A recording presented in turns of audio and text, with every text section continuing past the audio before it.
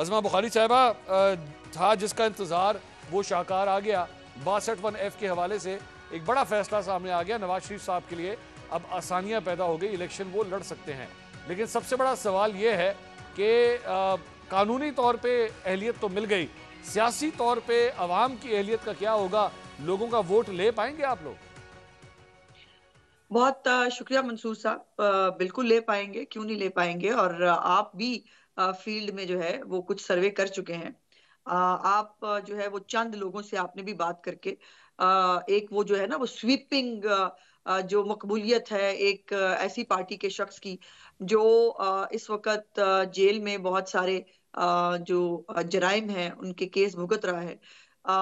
उनको जो एक सोशल मीडिया पे उनको लगता है कि सोशल मीडिया की जो जिंदगी है बस वही जिंदगी है, ग्राउंड के ऊपर कुछ ज्यादा काम काज करना जरूरी नहीं होता, ना उम्मीदवार फाइल करने जरूरी होते हैं। और एक प्रोपेगेंडा है उनका, वो प्रोपेगेंडा उनका चलता रहता है। हमें जो है वो इलेक्शन नहीं लड़ने दिया जा रहा, हमारे पेपर छीन लिए गए, हमें जो है वो लेवल प्लेइंग फील्ड नहीं मिल रही। और 76% लोग जो हैं उम्मीदवारान उनकी कागजात नामजदगी जो है वो मंजूर हुए हैं। और इस वक्त जो परसेंटेज बनी थी कागजात नामजदगी मुस्तरद होने की, वो 12 समथिंग है। और 2013 में जब मियां नवाज शरीफ साहब हुकूमत में आए थे तब कागजात नामजदगी जो है मुस्तरद होने की शरह 14% से ज्यादा थी।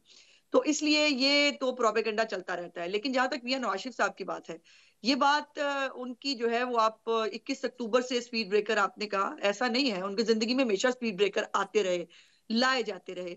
और इन 24-26 साल लास्ट अगर जो 4 इलेक्शन में देखूं, उन पूरे 4 इलेक्शन में सिर्फ एक दफा उनको इलेक्शन लड़ने की जो है वो इजाजत मिली है। और इसके बाद जो है वो जो उनके साथ 2017 से ऑनवर्ड हुआ आज तक 2024 में हम मौजूद हैं।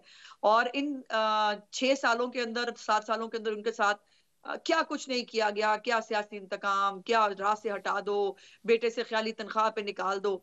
और आज ये लम्हा फिक्रिया था उस सुप्रीम कोर्ट के लिए, उस अदलिया के इदारे के लिए, कि जहां पर जिन लोगों ने बाय द वे ये ताहयात नाअहली की जो है वो फैसला दिया था, अपने ही फैसले से कुछ सालों बाद वो खुद पलट गए। और फैसल वाडा के केस में जो है वो ड्रैकोनियल लॉ कहा और कहा ये बड़ी गलत बात है, ऐसी ज्यादती है, ये नहीं होनी चाहिए ताहयात नाअहली। और लेकिन मियां नवाज शरीफ साहब के लिए कानून की जो है वो उस वक्त इस्लाह कुछ और थी, बिकॉज वो जाहिर है उस वक्त मजबूरी ये थी कि नवाज शरीफ को हटाया जाता तो ही इमरान खान लाया जा सकता था। सो इसलिए मियां नवाज शरीफ साहब की जिंदगी में स्पीड ब्रेकर ही स्पीड ब्रेकर आए हैं। लेकिन एक तो अल्लाह पाक की जात और दूसरा अवाम का जो एतमाद और वोट उनको हासिल है, उससे कभी भी नवाज शरीफ साहब को माइनस नहीं किया जा सका। ठीक है, ठीक है। हुमायूं साहब, ये जो भी डेवलपमेंट हुई है, पाकिस्तान तहरीक इंसाफ ने इस फैसले के ऊपर बहुत कैशन किया था। आप लोगों ने नवाज शरीफ साहब को रस्ते से हटते देखा, इमरान खान साहब की हुकूमत बनते देखा, और अज़मा साहबा की गुफ्तगू आपने सुनी, उन्होंने कहा कि अब जो है वो करेक्ट किया गया है, कोर्स को करेक्ट किया गया है। तो आपको लगता है कि वाकई नवाज शरीफ साहब के साथ ज्यादती हुई, उस वक्त ये सब कुछ नहीं होना चाहिए? क्योंकि आज जाहिर बात है आपके पार्टी के सरबरा, साबिक सरबरा बल्कि कहना चाहिए, वो ये सब कुछ कुछ ऐसा ही भुगत रहे हैं सब कुछ। बिस्मिल्लाहिर्रहमानिर्रहीम। मंसूर साहब, इस तरह है कि अगर आप मुझसे एक ओपिनियन लेते कि क्या किसी के ऊपर ताहयात नाअहली होनी चाहिए पॉलिटिक्स में, तो उसका जवाब है कि अगर पॉलिटिक्स में कोई बंदा है और उसके कोई पॉलिटिकल एक होता है, देखिए एक होता है मैं एक फॉर्म फिल कर रहा हूँ और मैं वो गलत उसके अंदर फिल कर देता हूँ, उसकी बेसिस पे मुझे हयात नाअहली नहीं होनी चाहिए। लेकिन एक ऐसा फॉर्म है या एक ऐसी चीज़ है जो मैं फ्लोर ऑफ द हाउस में भी कहता हूँ, मैं हर जगह पे बरमला कहता हूँ कि ये चीज़ें ऐसी हैं, और वो मैं एक्चुअली खुद ही उसको हाइड करना चाहता हूँ। अच्छा, मज़े की बात यह है जो असल सज़ा इनको मिलनी चाहिए थी वो इस बात की नहीं है कि इन्होंने अपने बेटे से एक फ़र्जी तनख्वाह नहीं ली। मेरा सवाल है कि सिटिंग प्राइम मिनिस्टर को किसी और मुल्क की एक कंपनी का मुलाजिम क्यों होना चाहिए? ठीक है, सजा इस बात की नहीं है। आपको पता है कि ये एक कंपनी के मुलाजिम क्यों थे? क्योंकि पाकिस्तान मुस्लिम लीग जो एन है वो स्टैंड करती है पाकिस्तान मनी लॉन्ड्रिंग वो नेटवर्क पे। ये बेसिकली उस कंपनी के मुलाजिम इसलिए थे कि ये मनी लॉन्ड्रिंग कराते थे। इन्होंने ये सारी जो आज भी अगर आप इनसे पूछ ले कि चले आपने नहीं अगर अपने बेटों को पैसे भेजे, आपके वाले साहब ने भेजे, उसका ट्रेल बता दे, कोई ट्रेल बता दे कि कैसे वो पैसे लंदन गए हैं, किसने पैसे लंदन भेजे हैं, कोई बता दे, आज बता दे ना, मैं मान जाऊं इनको। ये आज भी नहीं बता सकते। इसको अगर शॉर्ट करूं, सजा इस बात की, इसको अगर शॉर्ट करूं तो आपके ख्याल में नवाज शरीफ साहब ने जो जुर्म किया था उसके मुताबिक इन्हें ताहयात नाअहल होना चाहिए था, यही है, ये ऐसे ही है।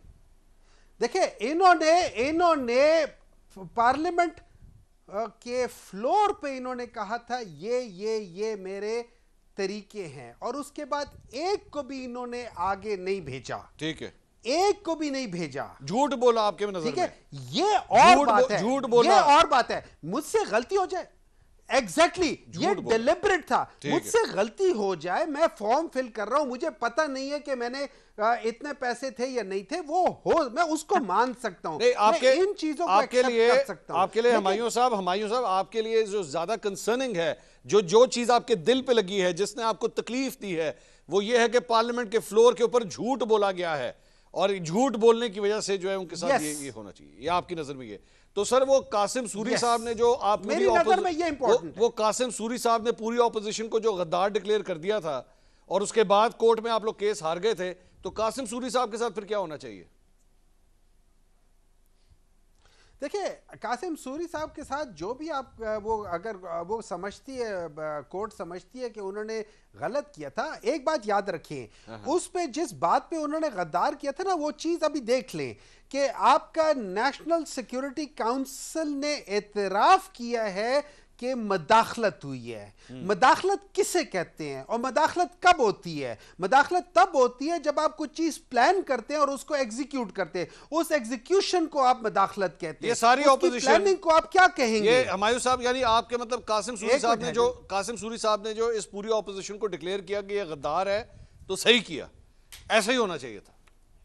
नहीं, उन्होंने ये नहीं कहा था कि ये गद्दार है, उन्होंने कहा था कि इस मुल्क के साथ जो आर्टिकल 5 का रेफरेंस देके उन्होंने कहा था कि इस मुल्क के साथ जो था ना, वो एक बैरूनी साजिश के हुई थी, वो बैरूनी साजिश को आप प्लानिंग कहते हैं, और उसके बाद जो मदाखलत होती है उसको एग्जीक्यूशन ऑफ दैट प्लानिंग कहते हैं। तो उस बेसिस पे उन्होंने आर्टिकल 5 लगाया था, और आर्टिकल 5 की वजह से उन्होंने कहा था ये जो इन लोगों का ये जो आता है ये स्टैंड नहीं करता। वो उनकी अपनी एक थिंकिंग है, उसको आप ये कह सकते हैं, टर्न डाउन कर सकते हैं कि ये उनकी सोच गलत थी, लेकिन उसको आप ये नहीं कह सकते कि यार कोई बात नहीं हुई थी।